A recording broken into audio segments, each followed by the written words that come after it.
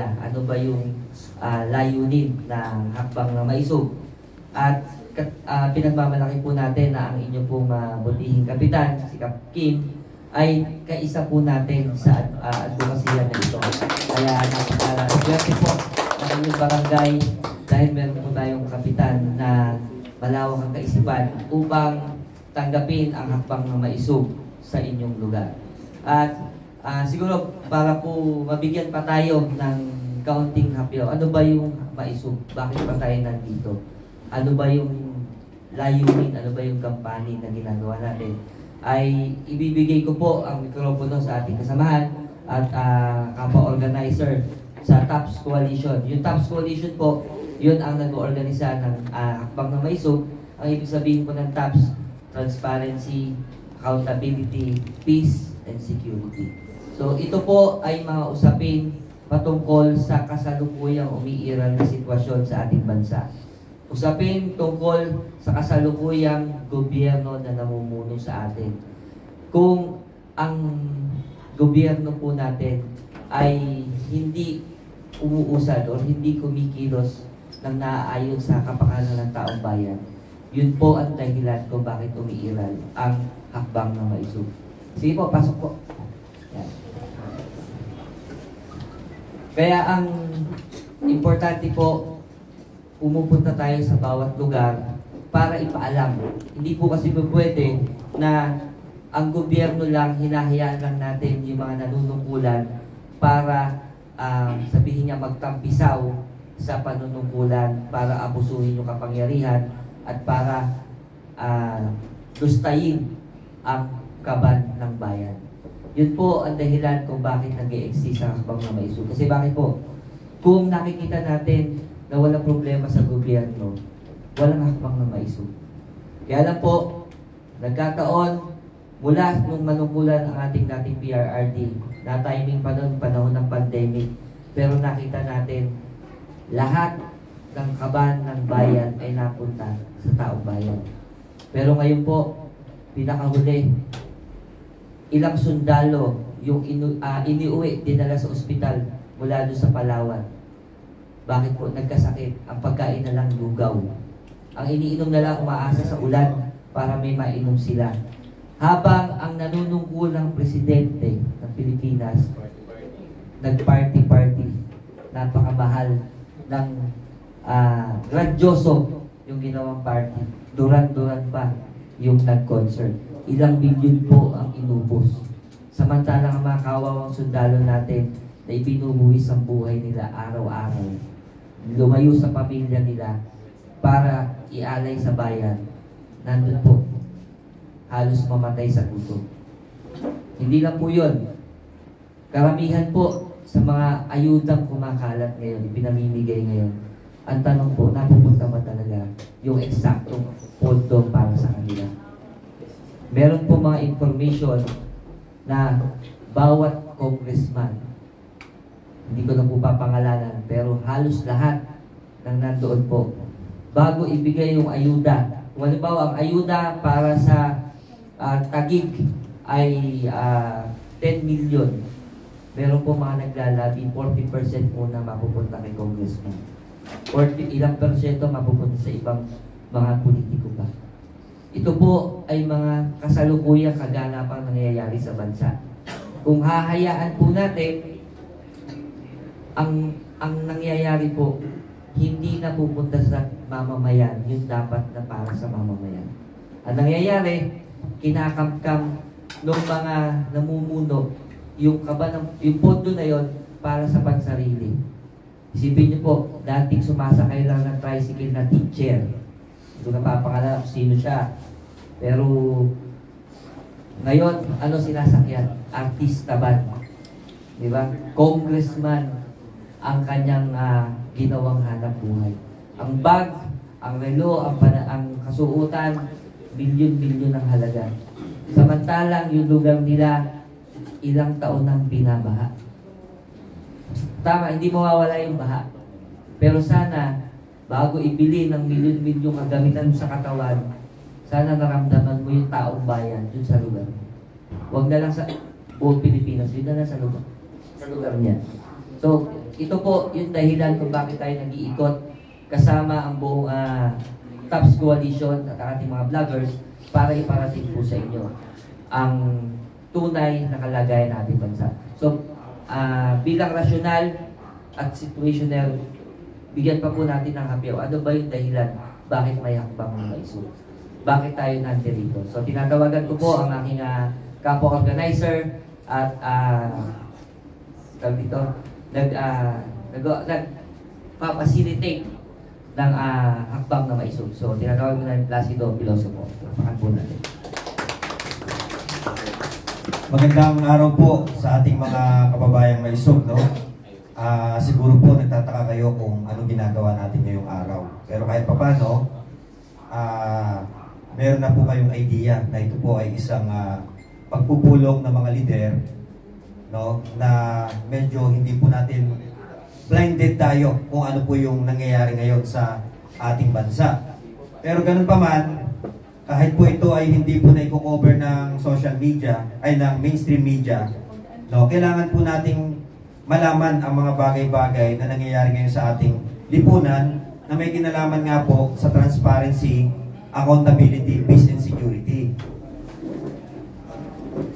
Ang hakbang na maiisog po ay hakbang ng mga mamamayan, no, para tayo po ay umaksyon at kumilos sa ginagawa ng ating gobyerno na nawawala na po yung 4 na pillars ng good governance. At ito nga po ang the very foundation and advocacy ng hakbang na maisog. Ano po ba yung 4 pillars of good governance natin? Ito po yung transparency, accountability, peace and security na mukhang ating present administration ay hindi po nila nasusunod ang mga ito. Napakadaming mga issue po ang nangyayari sa ating bansa, pero kung titignan po natin, ang lahat po ng ito ay may kinalaman lamang sa politika. Tama po ba ako?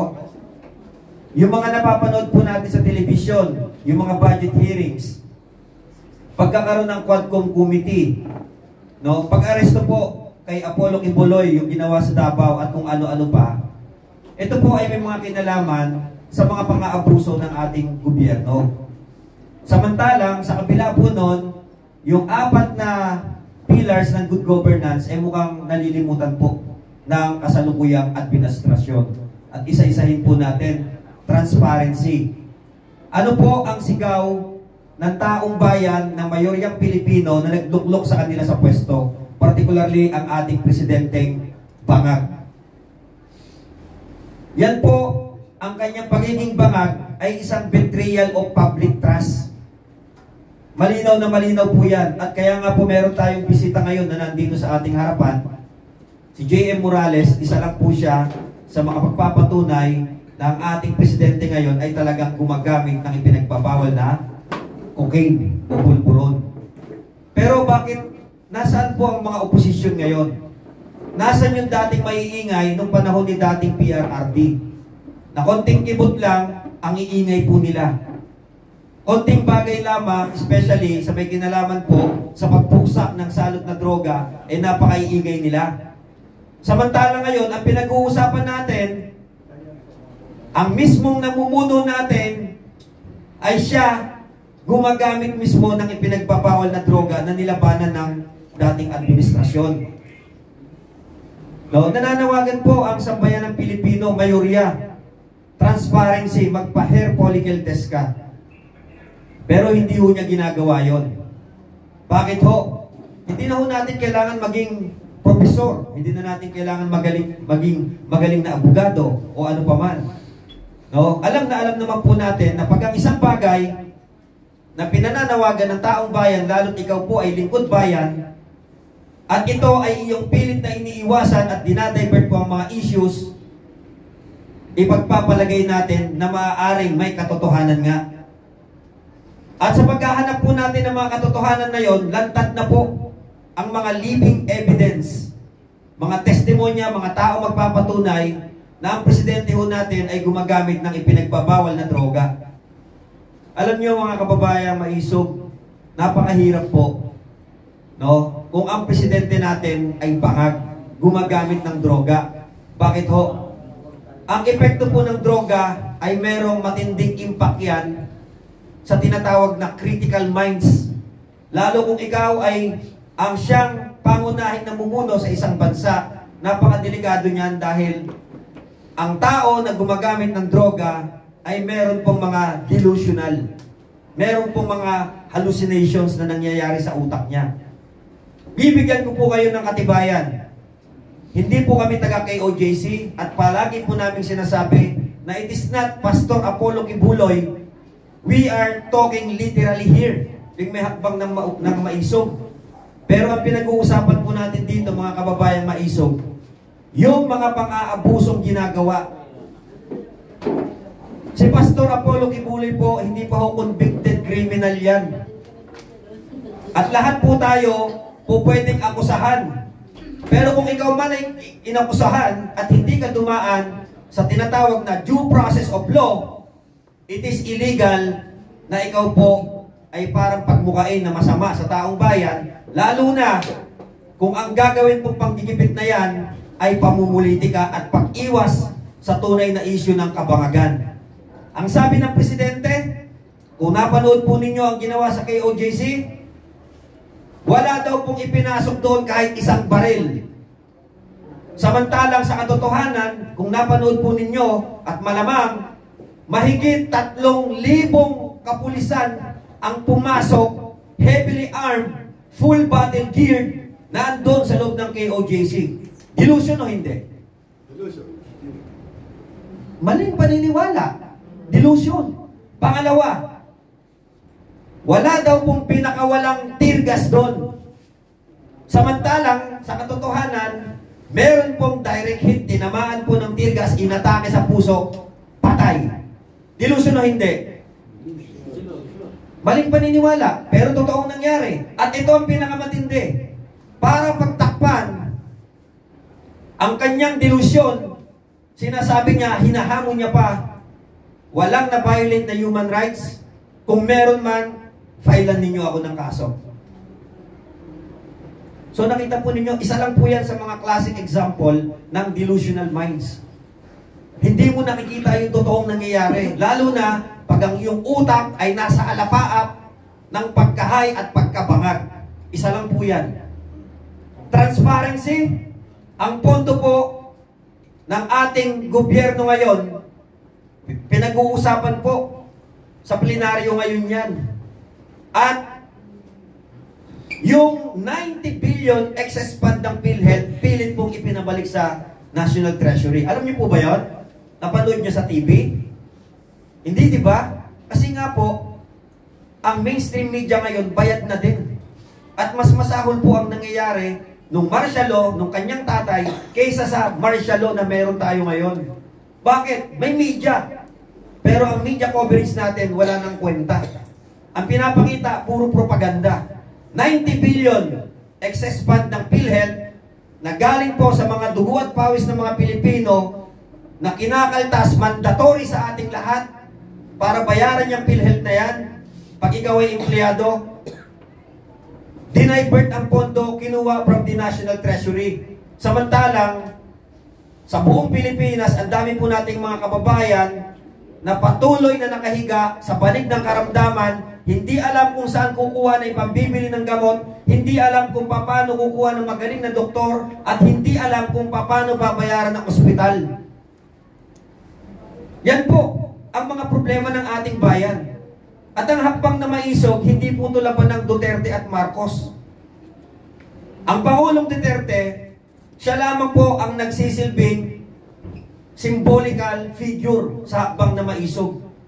Pero ang hakbang na maisog, ito po ang totoong oposisyon ngayon sa gobyernong bangag na pinagtulong-tulungan, pinagkampi-kampihan ng mga drug addict, drug lords, oligarko, kriminal, kurap na politiko, at kung ano-ano pa hong masasamang elemento, lalong-lalo na ang teroristang komunistang CPP-NPA. Tulong-tulong na sila eh.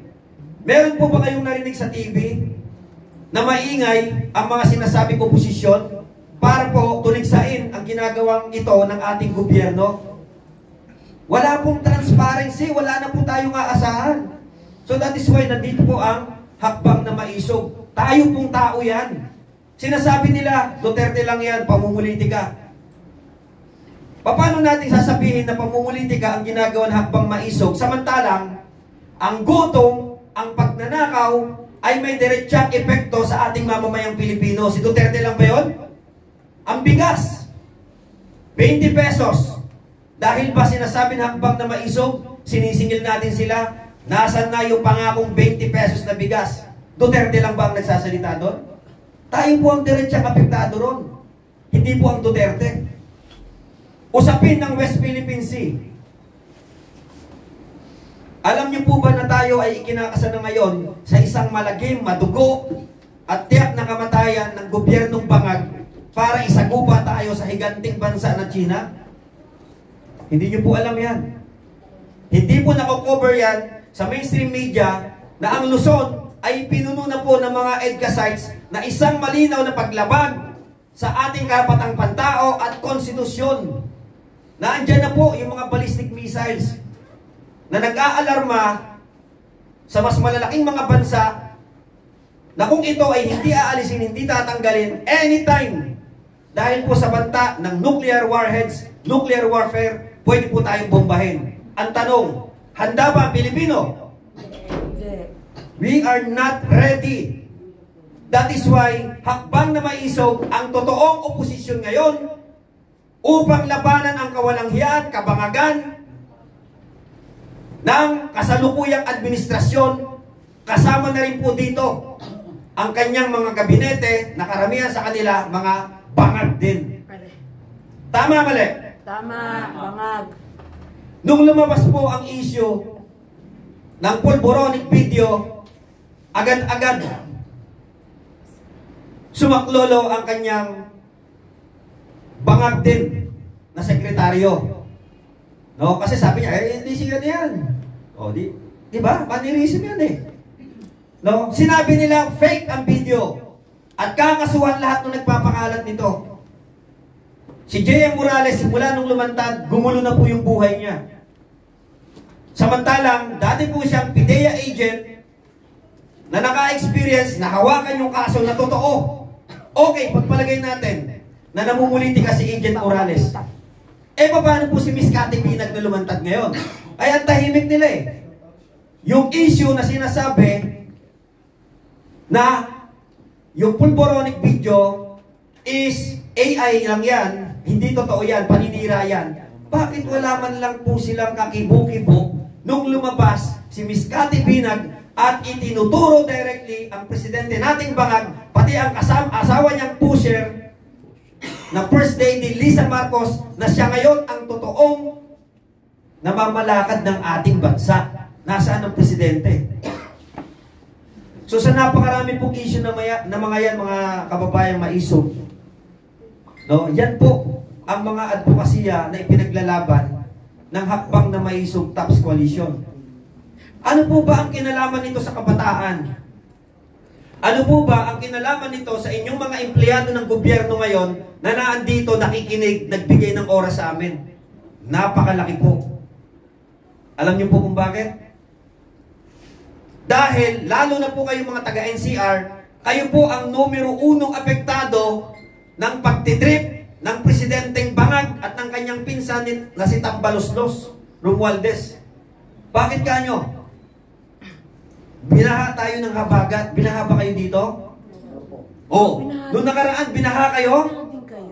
Nasaan si Romualdez na namigay ng ayuda? Alam nyo kung nasaan? Nasa Davao. Hindi dito namigay. Namigay ng 5,000 cash with bugas sa 3,000 mga taga Davao. Nasaan ang utak nun? Dito ang bagyo, namigay ng ayuda sa Davao. Ang tanong, bakit? Kasi po, malapit na ang at mahina sila sa bahaging iyon ng Pilipinas. Talagang itlog sila doon. So kung ang namumuno po natin, walang kapasidad at isang bangag na presidente, ano pa ho ang aasahan natin? wala na tayong maaasahan. Puro sila propaganda. Napanood nyo na po ba yung commercial ngayon ni Abaloslos? Napanood nyo na? Yes. Di ba?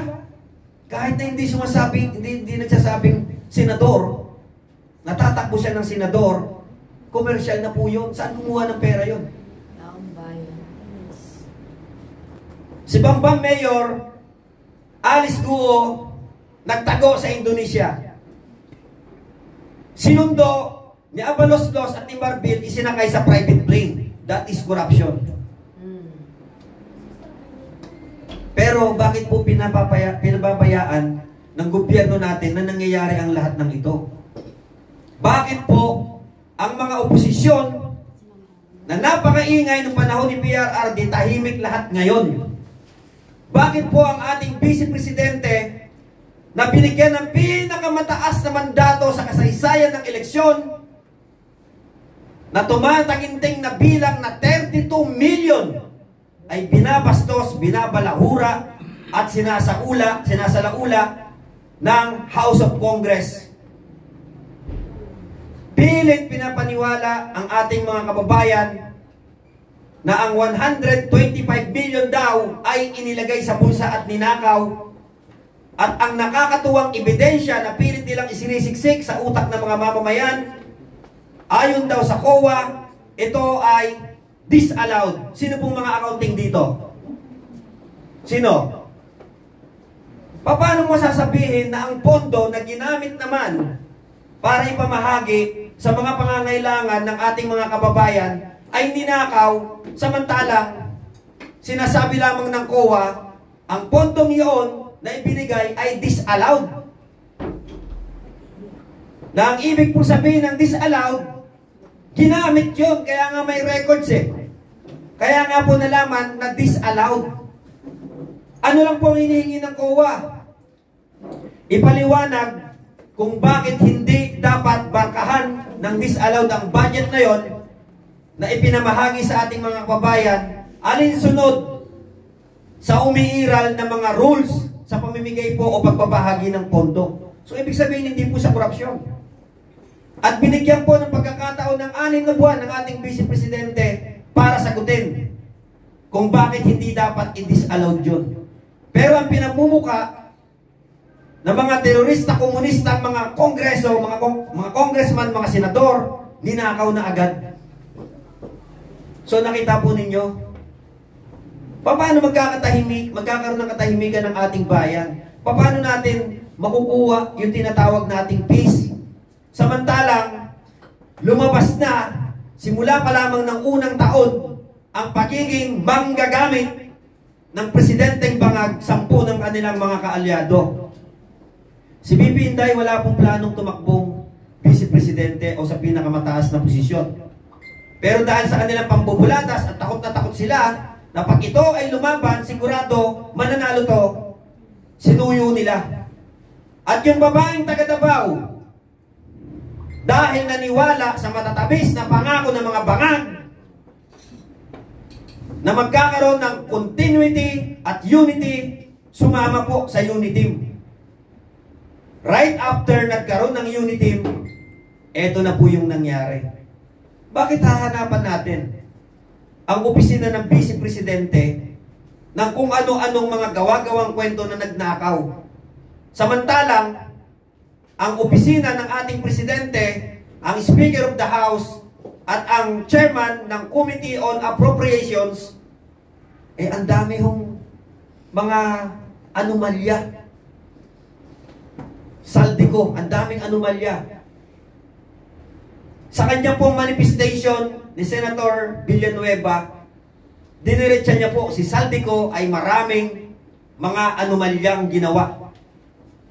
At nang ibinunyag po yan ng ating Vice Presidente, imbis na patotohanan niya na hindi totoo, ibinalik po sa pamamagitan ng mga mapanirang paratang sa ating Vice Presidente na budol daw ang ating Vice Presidente. So mga kababayan, kitang-kita ninyo, nung panahon ni Tatay Digong, paangat na po ang ating ekonomiya.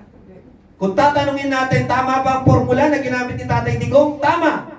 Para maging maunlad ang isang bansa, dapat ang mga mamamayan nito ay merong stable mental health. At ang isa sa nakakaapekto ng pagkakaroon natin ng malusog na pag-iisip ay ang paggamit ng droga. Kaya droga po yung binanatan eh. Di ba? Oh. Nung panahon po ni Tatay Digong, napaka-safe natin. Eh ngayon, nakita ninyo, ang daming kabataan nawawala. Yung paglaganap ng droga ngayon, tuloy-tuloy, patuloy. No, hindi ho nakukover yan ng mainstream media. Ngayon, tatanungin ko kayo, pamumuliti ka ba na nandito hakbang na maisog? Samantalang ang mga sinasabi namin dito, dapat magkaroon tayo, ipagpatuloy ang paglaban ng droga. Tapos na po si Duterte. Tapos na si Pangulong Digong sa kanyang serbisyo sa bayan. At nagustuhan po yun na ating mga Pilipino, hinahanap-hanap natin ang ganong uri ng panunungkulan. Nakabaligtaran na po ang nangyayari ngayon. Kung hindi po naupo si Tatay Digong, hindi mabubuksan ang mata ng mga Pilipino dito sa mga magnanakaw, mga ganid, mapagharing uri, mga drug lords at mga oligarko na matagal na pong nagtatampisaw sa dugo at pawis nating mga Pilipino, ninanakaw ang kaban ng bayan habang patuloy tayong nagiging mahirap. At gustong-gusto po nila na ang bansang Pilipinas, ang mga kababayan nating Pilipino ay patuloy na maghirap. Bakit? Kailangan nila tayo tuwing panahon ng eleksyon. Tama? Yes. Tama. At yung isang bagay na yan, upang sila po ay manatili sa pwesto, isinulong po nila ang charter change through people initiative na binudol tayong lahat, pinatawag kayo, bibigyan kayo ng ayuda, bibigyan kayo ng tupad, bibigyan kayo ng AIX, yun pala, pinapipirma na kayo sa People's Initiative. Walang transparency. Alam niyo po ba, pag tayo ay nagpalit ng konstitusyon, sila po ay binigyan natin ng pagkakataon na magtagal sa pwesto na yan, patuloy tayong pahirapan, patuloy tayong nakawan. Sapagkat pag nagpalit po tayo ng konstitusyon, at ito po ay malinaw na lumitaw, gusto nilang baguhin ang ating style of government sa isang parliamentary government na pamumunuan po yan ng Prime Minister na kung saan wala na pong mangyayaring eleksyon. Ang isa po sa iba-violate ng parliamentary government ay ang pagtanggal, pagkitil, pagsupil na tayo po ay malayang makapamili sa pamamagitan ng ating konsensya na magtalaga ng mga leader na sa palagay po natin makakatulong na maiahon ang bansang Pilipinas sa kahirapan. Gusto po nilang tanggalin yan. Yan po nag-uugat. Yan po nanggagaling ang hakbang ng maisog. Kung walang tatayo sa ating bayan na dapat tayo mismo ay tumayo, magtulong-tulong, magsama-sama, komportable na ba tayo na hanggang ipikit natin ang ating mga mata sa ating huling araw at ihinga natin ang huli nating hininga, iniisip pa rin natin nang may iwan nating mga mahal sa buhay, mga anak, ay patuloy na naghihirap. Kailangan na po nating umaksyon. Hindi po natin kailangan si Tatay Digong ang manguna sa atin. Dapat po tayo mga mamamayan ang mauna. Ipaglaban po natin, singilin natin ang empleyado lamang na to. Tayo pong nagtalaga dito. Tayo ang nagtalaga sa presidenteng bangag. Empleyado lang natin sila. Tayo po ay may pinakamakapangyarihang kakayahan na sila ay iluklok at sila po ay sipain sa pwesto.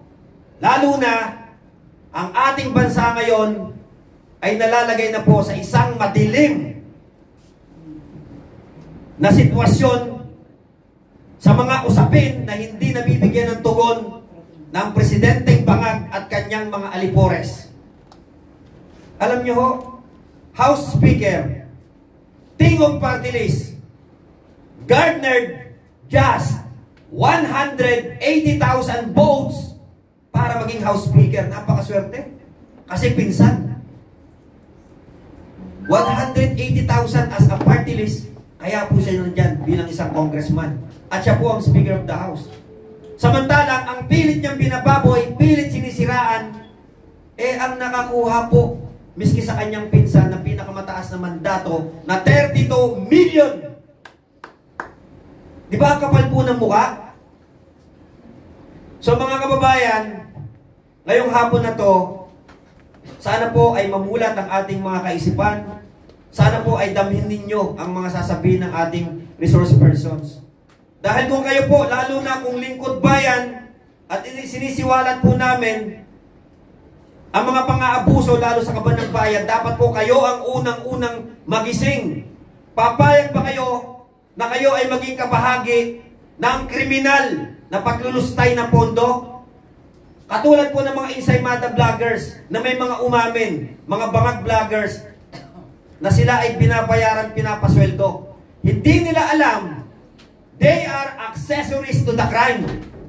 Dahil po, yung pera na ibinabayad sa kanila ng bangag na administrasyon para pagtakpan ang kanyang kabangagan, ay galing din po yan sa kaban ng bayan. So pag yung perang ninakaw at ipinahagi sa ibang tao, damay ka doon. Lalo na kung yung perang ibinayad sa iyo para proteksyonan ang bangag na presidente. So, gising po tayo. Ang hakbang na maisog tayo yon. Tayo po ang totoong oposisyon. Mahirap po kasi na maunawaan kung ang iniisip natin, pamumulitika. Wala naman po kaming kasamang politiko rito.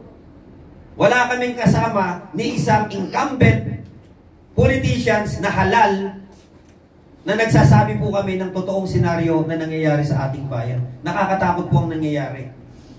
Meron po ako nakuhang intelligence report na itong darating na linggo, patagong papasok ang mga admiral ng US Navy sa Pilipinas. Nakakatakot. Ano ang dahilan? Ba't sila papasok? Ang digmaang Russia at Ukraine hanggang ngayon hindi tapos. At ang isa sa dahilan, malawak ang lupain ng Ukraine para makubkob ang kanilang bansa. At ang mga tao, maraming pwedeng pagtaguan kung kaya't ang gyera sa kanila ay nagpapatuloy. Nakakapagtago yung mga tao To compare, dito sa ating bansa, we are surrounded by bodies of water. Napakaliit po ng ating land area. Pag pumutok po ang digmaan, dahil ang EDCA sites na papalibutan ng Luzon, tayo ang unang-unang casualty. Tayo ang unang-unang mamamatay.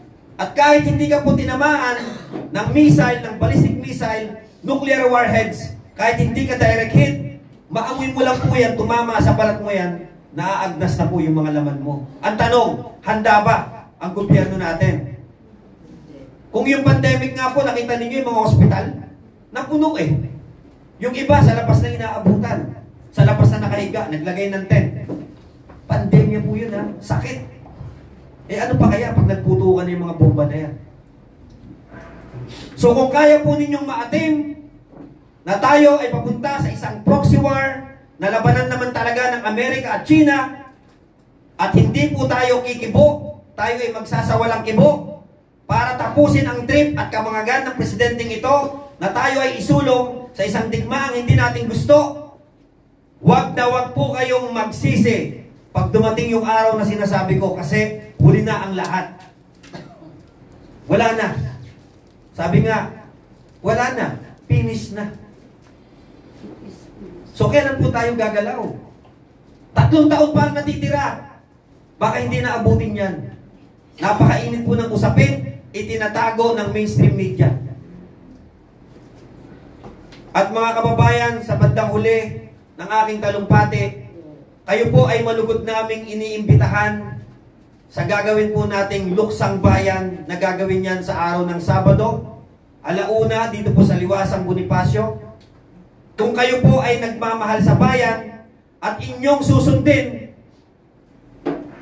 ang isang dakilang obligasyon at dakilang sumpa bilang isang Pilipino na palaging pinapaalala sa atin tuwing kakantahin natin ang ating pambansang awit, ang pinakahuling liriko na nakasulat sa ilalim na to, para ikaw ay masabi mo na totoo kang Pilipino, dapat handa tayong mag-alay ng buhay para proteksyonan ang ating bansa at proteksyonan ang ating mga karapatan, lalo na ang mga mamamayan na niloloko, ginagago at ginagawang gatasan ng mga bangag na politiko.